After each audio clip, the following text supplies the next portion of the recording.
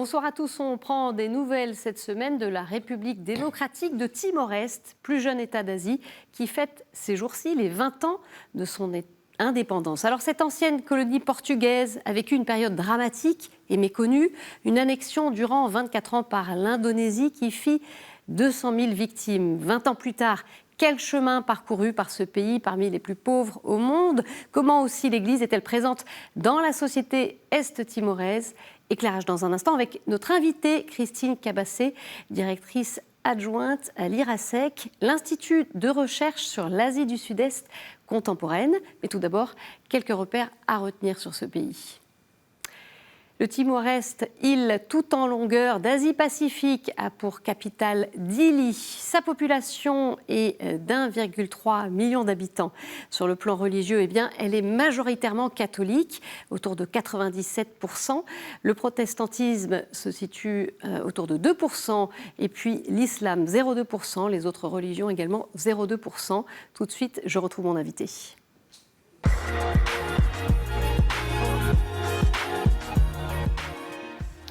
Christine Cabassé, bonsoir. Bonsoir. Merci de nous retrouver. Vous étiez venue déjà il y a quelque temps nous parler du rôle majeur qu'avait joué l'Église au Timor et en particulier durant la période qui a conduit à l'indépendance du pays. C'était en 99. On va dire 2002 plus exactement, puisque l'indépendance effective c'était 2002.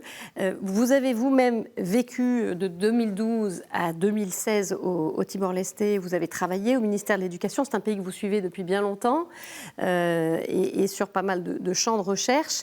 Et justement, ça nous conduit à se poser la question de ce petit pays qui finalement est peu évoqué chez nous, en tout cas sous nos latitudes médiatiquement.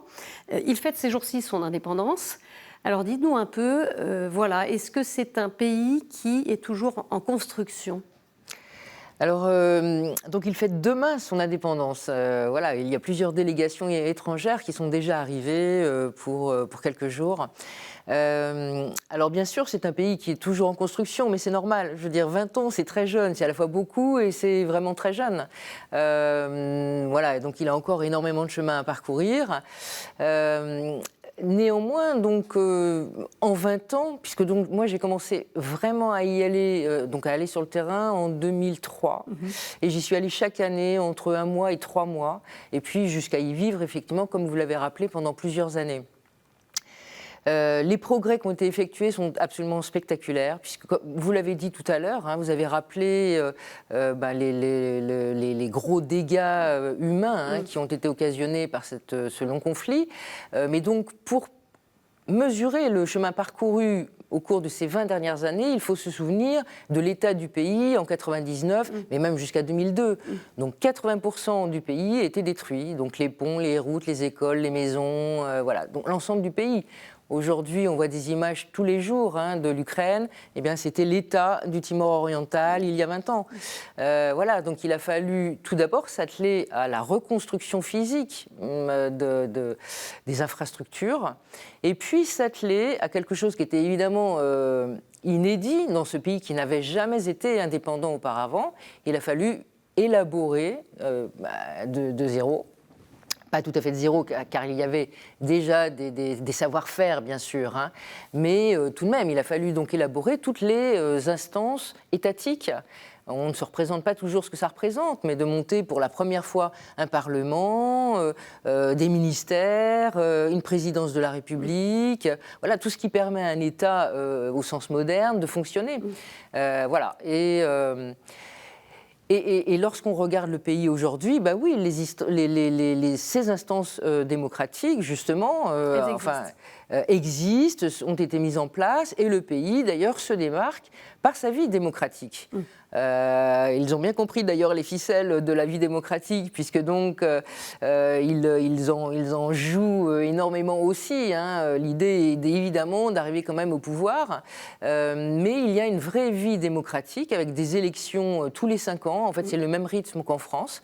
Donc là, on vient juste, on a eu donc les élections présidentielles qui sont déroulées en avril. José Ramos Horta a été élu. Réélu.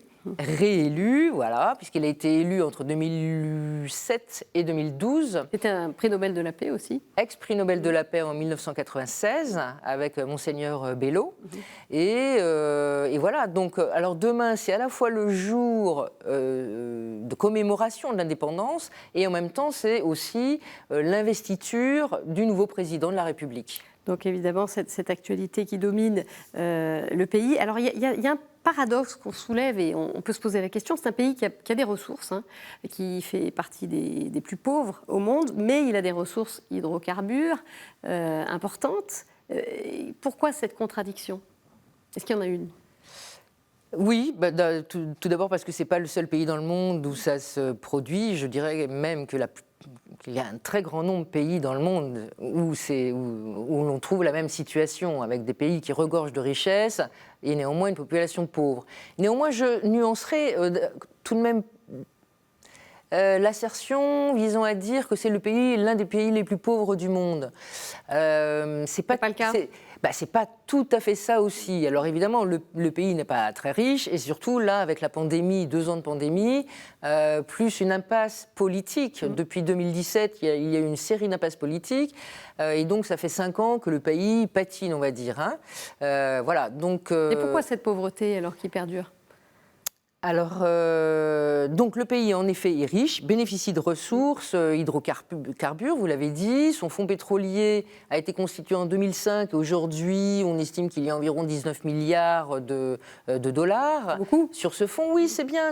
Donc ça donne les moyens, ça donne au pays les moyens de son développement. Et d'ailleurs, c'est grâce à cet argent du pétrole que le pays a pu reconstruire, développer une série d'infrastructures, instaurer dès 2008 d'ailleurs un enseignement, une éducation de base universelle et gratuite pour les 7 premières années d'éducation, voilà, et puis un système de santé public gratuit également. Voilà, donc je le signale parce que ça, je veux dire, ça n'est pas non plus le lot commun dans le monde. Donc il a fait ce choix en 2008. Bon.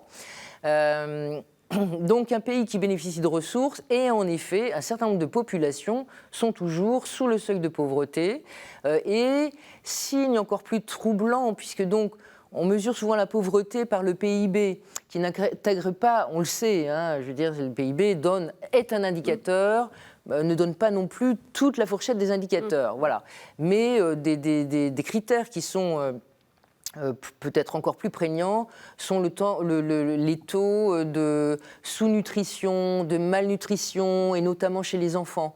Et ce sont des signes vraiment tangibles de cette pauvreté. Sur laquelle il est difficile de donner des raisons très précises, finalement. C'est un pays agricole qui a des ressources. Oui, mais alors justement, vous mettez le doigt sur exactement. Vous voyez, je vous ai dit tout à l'heure quelques clés de réussite, stabilité, vie démocratique, plurielle et active, etc. Et puis il y a, à mon sens, des secteurs qui ont très peu évolué, ou en tout cas pas évolué au rythme où ils auraient dû évoluer. Et je pense spécialement à l'éducation, qui reste, à mon avis, un des défis principaux du pays. Éducation, c'est évidemment pour former toutes ces cohortes d'enfants, mais qui deviendront des adultes. Et aujourd'hui, on a évidemment des adultes alors au pouvoir, mais dans toutes les instances, à tous les niveaux. Voilà, il y a des personnes qui n'ont pas forcément un excellent niveau pour appréhender toutes les problématiques, les enjeux et les moyens de pallier aux problèmes. Voilà. Il y a l'éducation, vous le dites, l'éducation qui est à la base de cette pauvreté. Et l'agriculture, par exemple, est un autre grand défi, c'est-à-dire qu'on parle beaucoup de l'agriculture qui fait vivre quand même 70% de la population totale, c'est-à-dire qu'évidemment, c'est un pays encore très majoritairement rural. Et l'agriculture, moi, depuis que je vais au Timor-Leste, j'entends dire que l'agriculture devrait être un des moyens de mieux faire vivre la population. Or, là aussi, il y a des politiques publiques qui sont mises en place, qui ne sont pas assez offensives, pas assez innovantes, et qui ne permettent pas au pays vraiment de subsister à ses propres moyens. Oui, ou alors justement, on est on est vraiment dans dans l'alimentation de base, vous voyez, mais il faut produire davantage et mieux, diversifier. Voyez. Mieux. On va y revenir à cette question agricole, mais tout d'abord, la question éducation, il y a quand même un signe d'espoir, puisque en décembre, le Timor-Leste a inauguré sa première université catholique. Elle est dédiée à Saint Jean-Paul II, qui avait visité le pays en 1989. Alors ce rêve, il était attendu depuis 20 ans.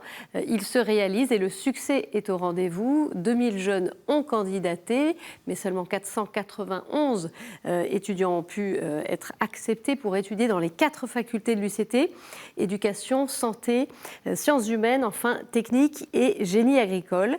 Monseigneur Virgilio do Carmo da Silva, l'archevêque de Dili, nous explique pourquoi il était important pour l'Église de s'impliquer dans ce projet. On l'écoute. The importance is to provide a continuity for the Catholic education for youngsters until the higher education, not only for the elementary, junior, and secondary school, but even provide them, especially in the senior, in the university level. This is one of the points. And secondly, we also being a country which is majority Catholic, 97% population of the country are Catholic. The university is also as a way of presenting our identity as a Catholic through this to the education. And the third, the people, the Timorese themselves, they are expecting also that the church is good to have a Catholic university in order to provide a Catholic education for the children. Voilà, une étape importante pour le Timor, cet établissement, cette université catholique pour l'échelon universitaire. Oui, ça va dans le bon sens. Il y a 17 instituts ou universités au Timor oriental, ce qui paraît évidemment tout à fait considérable pour la taille du pays. Et ces instituts ou universités sont concentrés dans Dili. Voilà. Pour mettre aussi en relief en fait cette création d'université catholique, il faut redire que l'université catholique a toujours joué un rôle important dans le pays. Durant la colonisation portugaise. L'Église, vous voulez dire? Oui, pardon. L'Église, non pas l'université, mais oui, l'Église. L'Église catholique, oui, dans l'éducation, avec des écoles catholiques, donc durant la colonisation portugaise. Ensuite, évidemment, ça a été moins le cas, mais il y en a eu tout de même, oui, durant la colonisation indonésienne. Et aujourd'hui encore, depuis l'indépendance, ces écoles catholiques sont bien cotées, bien notées, et elles attirent beaucoup les étudiants. Voilà. Donc, en fait, avoir une offre parallèlement aux autres universités qui existent, je pense notamment à l'Université nationale du Timor oriental, l'UNTL, qui est la plus grosse université, qui est la seule publique d'ailleurs, avec environ 10 000 étudiants, qui a des départements qui fonctionnent bien, très bien, d'autres un peu moins bien. Voilà, donc c'est une nouvelle offre. Ça ne m'étonne pas qu'il y ait eu 2000 candidatures et voilà, avec à peine 500 reçus, parce que voilà, la plupart des jeunes aimeraient sans doute aller dans ces universités, se rendant compte que pour réussir à se faire une place dans l'administration locale, mais pas uniquement, pour servir son pays aussi, que ce soit dans l'agriculture, enfin dans tous les domaines, l'ingénierie, la géographie, etc., il faut avoir un bon niveau, y compris un bon niveau d'ailleurs dans les langues étrangères, ce que beaucoup maîtrisent d'ailleurs quand même sur place. Voilà. Et donc pour avoir un enseignement rigoureux, voilà, ça ne m'étonne pas du tout que les jeunes se précipitent et se projettent vers cette université. Alors, signe de cette présence de l'Église, c'est aussi dans le monde rural, dans ce pays, vous le disiez, très tourné vers l'agriculture. L'entraide, la solidarité sont toujours très présentes au quotidien. Des valeurs soutenues par une foi profonde, selon Francisco Guillermo Marquez Amaral, qui est le directeur de Caritas Maliana, dans le centre de l'île, joint en brousse. On l'écoute. the majority of the people in Timor are living as agriculture, very traditional farmers. They don't have machines. They don't have like things that people should have as a professional farmer. But they work together. They have many very big land, but they can't work it alone. They have to work with their neighbors for their lands, and then at the next day, they work for their neighbor's land. So it happens like this during the planting seasons. People with the faith they have, with the cultures they have, they are really want to help each other. I believe that the Catholic teachings are very, very strong. It is possibly because many years they've understood this sort of faith and how to live it. Even it is for the young people. Un commentaire là-dessus, c'est vraiment l'Église qui diffuse aussi une culture, un état d'esprit. Alors, il y a cette pauvreté et cette entraide, mais voilà, ce que nous dit ce directeur de Caritas, c'est que vraiment, finalement, les enseignements de l'Église sont retenus, intégrés par les Est-Timorais. Oui, oui, tout à fait. Oui, oui, il y a une vie catholique très fervente au Timor oriental, ce qui n'empêche pas d'ailleurs de poursuivre parfois parallèlement des rituels traditionnels. Mais oui, les églises et cette vie catholique est très, très vivace.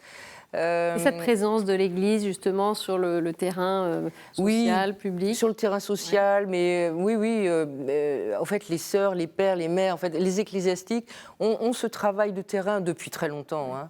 Depuis très longtemps, et donc de soutenir à la fois les jeunes qui n'ont pas les moyens d'aller à l'université, de soutenir aussi les femmes, les mères qui sont en difficulté. C'est une église qui s'exprime aussi sur le plan public, qui est écoutée par les leaders du pays. Ah, tout à fait. Oui. C'est une force en fait. L'Église est une force politique, là aussi depuis très longtemps.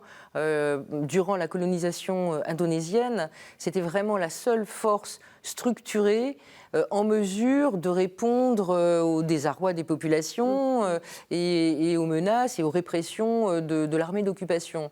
Donc cette Église hérite d'un rôle qu'elle maintient toujours aujourd'hui et elle est très écoutée. Alors, preuve en est, lorsque vous allez sur un événement, par exemple celui de demain, qui sera vraiment un événement majeur, mais même dans des événements beaucoup plus locaux et beaucoup plus modestes, eh bien vous aurez systématiquement représentation des trois pouvoirs. Le pouvoir politique, le pouvoir catholique et le pouvoir traditionnel. D'accord, les trois représentants. Oui. Donc on peut imaginer que l'archevêque sera présent dans Bien ces sûr. différents événements. Un tout dernier mot, l'Église elle a été associée à un processus de réconciliation après ces années d'occupation. Où est-ce qu'on en est aujourd'hui? Est-ce que c'est un pays qui a fait un travail aussi sur ses souffrances qui sont encore assez récentes finalement? Oui, là aussi, sur ce terrain-là, l'Église a joué, dès les négociations qui devaient amener finalement à l'indépendance du pays, a joué un rôle dans la modération, enfin dans réconciliation, si vous voulez, entre différents partis qui, à l'époque, avaient des visions quasiment irréconciliables, c'est-à-dire entre les indépendantistes et ceux qui étaient vraiment fermement en faveur de l'Indonésie. Il a fallu pourtant faire nation et donc amener autour de la table toutes ces personnes pour les faire au minimum se parler, mais aussi parce qu'ils allaient devoir travailler et que l'avenir du pays dépendait de cette entente. Et depuis, ça n'a cessé. Là, je vois pour les dernières élections, mais c'est systématique. À chaque cycle électoral, sous l'égide de l'Église, les différents partis politiques s'engagent finalement à signer un pacte de stabilité. Rappelant que bien qu'il y ait des désaccords politiques, eh bien, les Est-Timorais font partie du même pays et que ça, c'est le plus important, que l'unité, la stabilité restent l'enjeu majeur finalement pour tous. Et ils l'ont bien saisi. Merci beaucoup, Christine Cabassé, pour cet éclairage. On va continuer à suivre ce qui se passe au Timor-Leste. Et voilà tout de suite l'actu des églises.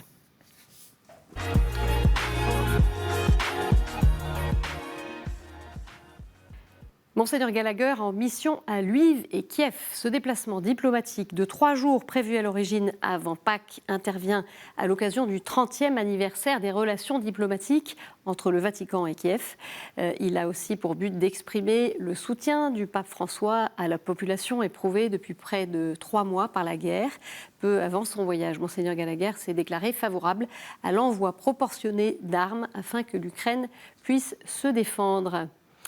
Plusieurs messes d'action de grâce sont célébrées ce week-end, une semaine après la canonisation de Charles de Foucauld, notamment à Saumur avec Monseigneur Ardura, le postulateur de la cause. Dimanche dernier, le pape avait célébré la messe pour la canonisation devant plus de 50 000 personnes à Rome.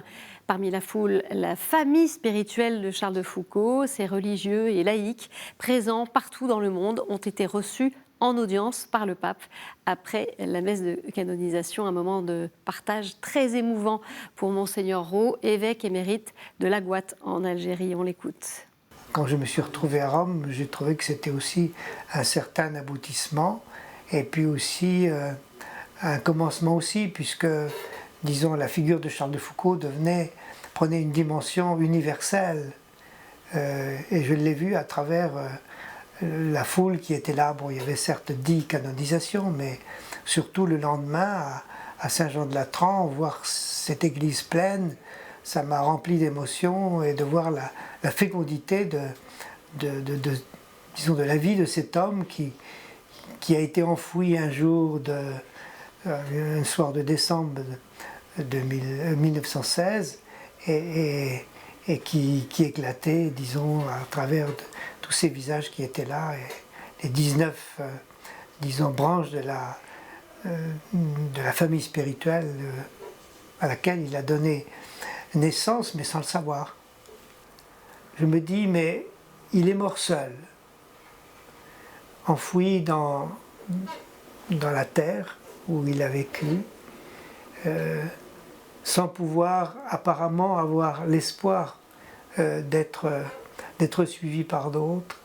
Et je me suis dit finalement, cette apparente solitude a été excessivement fructueuse puisque toute cette grande famille spirituelle est née. Et puisque l'on parle de canonisation, les saints patrons des JMJ de Lisbonne dévoilés. Il s'agit de 13 femmes, hommes et jeunes. En première place, la Vierge Marie, mais aussi Saint Jean-Paul II, initiateur des JMJ. Les patrons et patronnes sont tous les saints qui se sont consacrés au service de la jeunesse, et en particulier Saint Jean Bosco. Certains sont lisboètes, comme Saint Antoine. Et puis 7 bienheureux accompagneront aussi l'événement, parmi lesquels Jeanne de Portugal ou encore plus récemment Carlo Acutis. Lisbonne accueillera les jeunes JMJ, ce sera du 1er au 6 août 2023. Voilà, tout de suite, avant de nous quitter, la chronique du monde.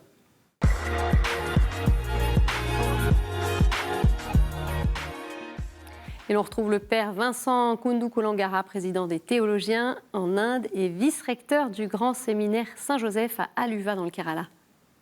Cette fois, je vous invite à l'une des rues de Mumbai, la grande cité du commerce de l'Inde. Dans cette nouvelle cité de Mumbai, il y a une colline qui s'appelle Bhagavan Kunna, c'est-à-dire le mont des dieux. Pourquoi un tel nom? Vous voyez, sur la même rue, il y a des 5 temples hindous appartenant à des mouvements différents et une église catholique. Nous sommes au rez-de-chaussée d'un institut pour les études sur l'enseignement de Srinarayana Guru. Selon le directeur d'ici, il y a à peu près 17 000 personnes attachées à ce centre en Inde et ailleurs. Ici, le prêtre hindou qui s'appelle Swami Redish, c'est lui qui fait le rituel dans l'ashram et dans le temple dédié à Srinarayana Guru. Srinarayana Guru était l'architecte principal de la Renaissance au Kerala dans le siècle dernier. Le slogan le plus connu de lui est celui-ci: peu importe dans quelle religion on est. Il suffit que l'homme soit bon. Voici un autre temple sur la même rue. Il est dédié à Mada Amrdanandamayi. Ici, c'est un autre prêtre hindou qui s'appelle Swami Abheya Amrdanandapuri. Il appartient à un mouvement fondé par Mata Amrdanandamayi. Elle est considérée comme l'une des incarnations de Dieu Krishna par ses adeptes. Il paraît que les gens soient guéris quand elle les serre dans ses bras. L'église de l'Inde se trouve au milieu de ces milliers de dieux et de mouvements religieux. Comment témoigner la foi chrétienne dans tel pays religieux? C'est le défi que l'Église se pose depuis sa naissance en Inde. Merci Père Vincent. Voilà, c'est la fin de cette édition. Vous pouvez la retrouver sur notre site et nos réseaux sociaux. Il me reste à vous souhaiter une très belle soirée. Je vous retrouve jeudi prochain et très bonne semaine. Au revoir.